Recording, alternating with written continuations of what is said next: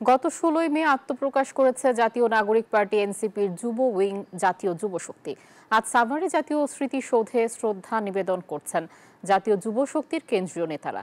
এ বিষয়ে আরো খবর জানাতে যুক্ত হচ্ছেন সহকর্মী নাজমুল হুদা। নাজমুল, জাতীয় যুব শক্তির কেন্দ্রীয় নেতারা কি জাতীয় স্মৃতিসৌধে শ্রদ্ধা নিবেদন করেছেন কিনা, সার্বিক কি পরিস্থিতি দেখছেন সেখানে জানাবেন।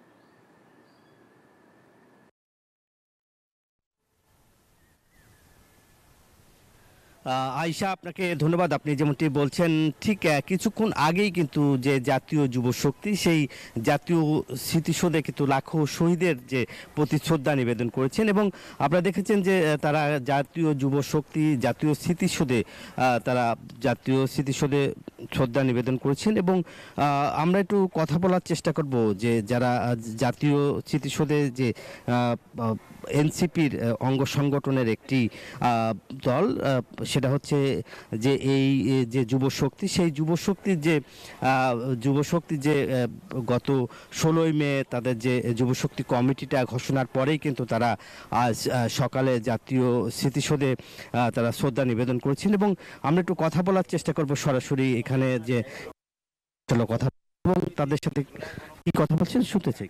যে জায়গা ছিল নতুন রাজনৈতিক বন্দোবস্ত প্রণয়ন করা, রাষ্ট্রের কাঠামো নতুন করে গড়ে তোলা।